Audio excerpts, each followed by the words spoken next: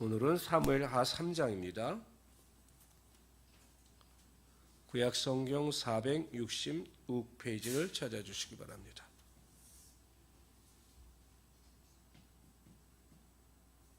구약성경 466페이지 사무엘하 3장입니다.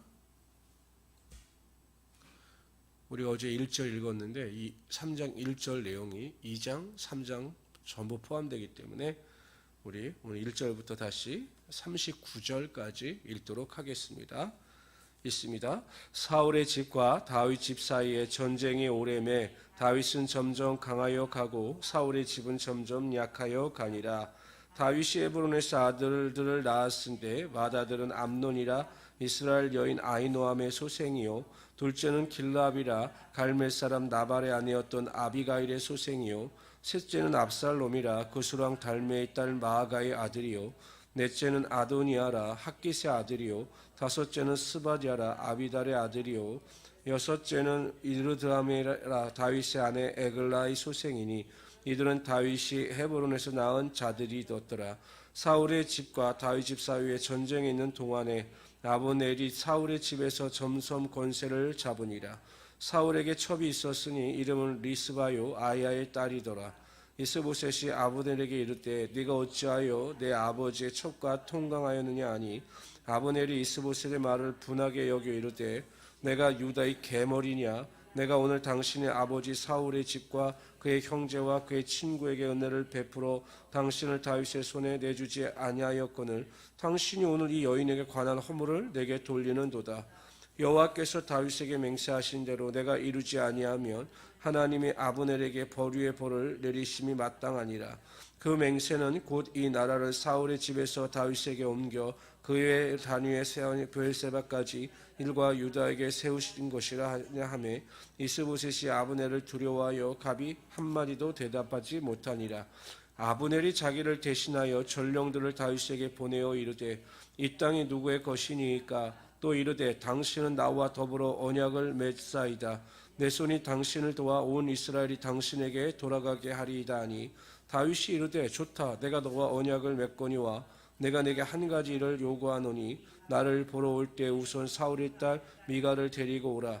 그리하지 아니하면 내 얼굴을 보지 못하리라 하고 다윗이 사울의 아들 이스보셋에게 전령들을 보내 이르되 내 처 미가를 내게로 돌리라.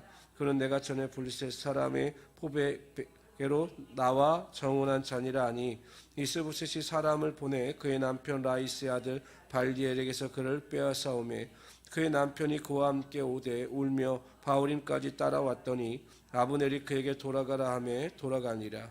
아브넬이 이스라엘 장로들에게 말하여 이르되 너희가 여러 번 다윗을 너희의 임금으로 세우기를 구하였으니 이제 그대로 하라.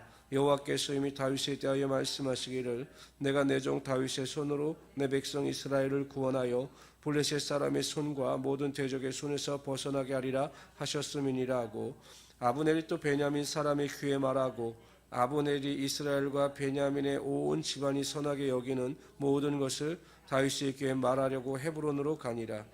아브넬이 부하 20명과 더불어 헤브론에 이르러 다윗에게 나아가니 다윗이 아브넬과 그와 함께한 사람을 위하여 잔치를 배설하였더라. 아브넬이 다윗에게 말하되 내가 일어나 가서 온 이스라엘 무리를 내 조왕의 앞에 모아 더불어 언약을 맺게 하고 마음에 원하시는 대로 모든 것을 다스리시게 하리이다 하니 이에 다윗이 아브넬을 보내매 그가 평안히 가니라.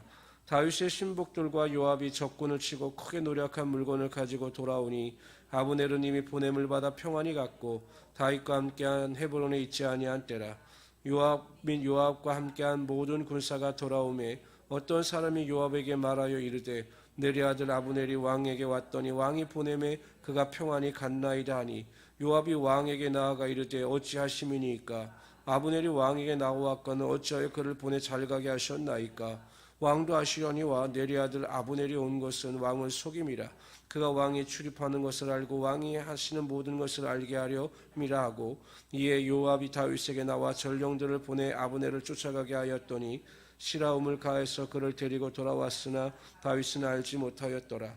아브넬이 헤브론으로 돌아오매 요압이 더불어 조용히 말하는 것이 그를 데리고 성문 안으로 들어가서 거기서 배를 찔러 죽이니 이는 자기 동생 아사엘의 피로 말미암이었더라. 그 후에 다윗이 듣고 이르되 내리 아들 아브넬이 피에 대하여 나와 내 나라는 여호와 앞에 영원히 무죄하니 그 죄가 요압의 머리와 그의 아버지의 온 집안으로 돌아갈지어다.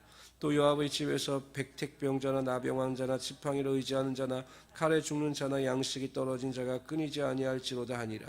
요압과 그의 동생 아비새가 아브넬을 죽인 것은 그가 기브온 전쟁에서 자기 동생 아사를 죽인 까닭이었더라.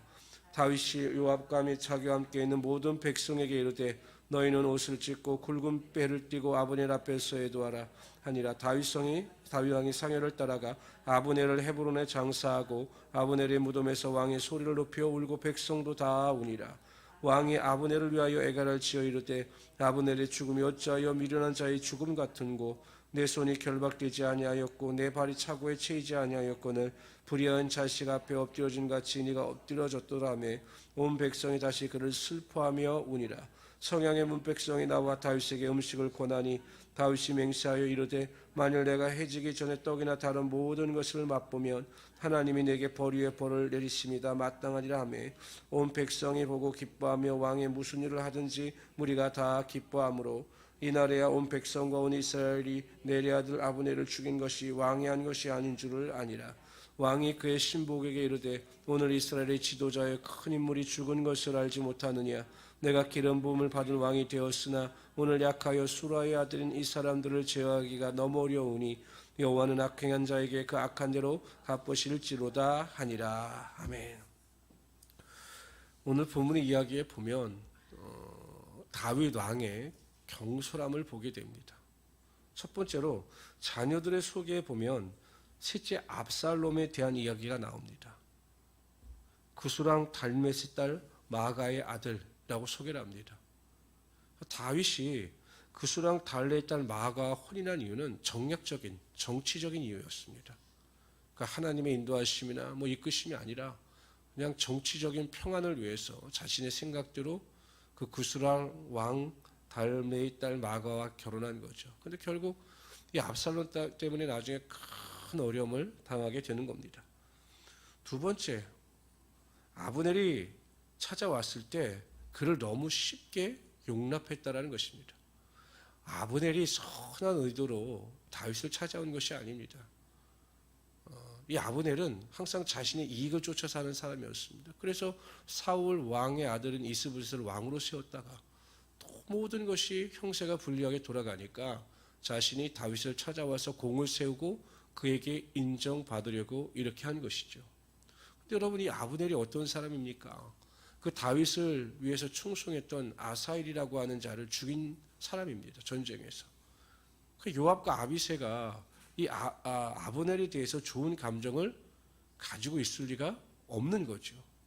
그렇다면 자신이 결단을 내리기 전에 요압이나 아비새에게 이해를 구하는 것이 우선순위였습니다. 그런데 자신에게 온 이스라엘 왕을 시켜주겠다는 말을 듣고 그냥 그를 환대하고 그를 보냈던 거죠. 전쟁에서 돌아온 요압과 아비새의 입장에서 보면 심한 배신감을 느꼈을 겁니다. 자신들은 다윗을 위해서 충성하고자 전쟁에 갔다 왔는데 아브넬을 환대하고 보냈다는 이야기를 들으니 그들의 감정이 온전할 리가 없었던 겁니다. 그래서 아브넬을 살해하고 말았던 거죠. 다윗이 좀 더 지혜롭게 세심하게 일 처리를 했더라면 훨씬 더 좋은 결과를 낳을 수 있었을 텐데 약간의 경솔함으로 인하여 이러한 불행한 사건이 일어나게 됩니다. 그런데 하나님께 기도했다라는 이야기는 전혀 없어요. 근데 여러분, 그래도 우리가 이 어려운 상황 속에서도 한 가지 소망을 가질 수 있는 이야기가 뭐냐면, 그럼에도 불구하고 하나님께서는 다윗을 강하게 하시고 사울의 집안은 약하게 하셨다는 사실입니다. 우리가 이 세상을 살아갈 때 연약하고 부족합니다. 때로는 실수도 하고 때로는 넘어지기도 합니다. 그러나 그럼에도 불구하고 하나님께서 우리를 사랑하셔서 우리를 택하여 주셨기 때문에 우리의 실수도 우리의 연약함도 하나님께서 채워주셔서 하나님의 능력으로 함께하여 주신다는 것입니다. 우리가 아무리 연약하고 부족하다 할지라도 하나님께서 우리를 붙잡아 주시고 우리를 높이시면 우리를 낮출 자가 없고, 우리가 하나님 앞에서 정말 믿음을 가지고 살아가게 되면 우리의 아무리 큰 연약함이 있다 할지라도 하나님은 그것을 통해서 하나님의 영광이 나타나게 하여 주신다는 것입니다. 바로 여기에 우리의 소망이 있는 것입니다. 그래서 우리가 감사해야 되는 거죠. 우리를 택하여 주셨기 때문에 우리를 사랑하시고 우리를 하나님의 인도하심과 보호하심 가운데 능력 있는 사람으로 만들어 주시는 것입니다. 그래서 여러분 오늘 하루도 시작하실 때 하나님이 나를 정말 사랑하셔서 택하여 주셨기 때문에 내가 하나님 안에서 살아갈 때 나를 보호하심에 대하여 소망을 가지시고 어떠한 문제나 어려움 앞에서 낙심하는 것이 아니라 하나님만을 앙망하면서 기도 가운데 승리하시는 우리 성도들이 되시기를 주님의 이름으로 축원합니다.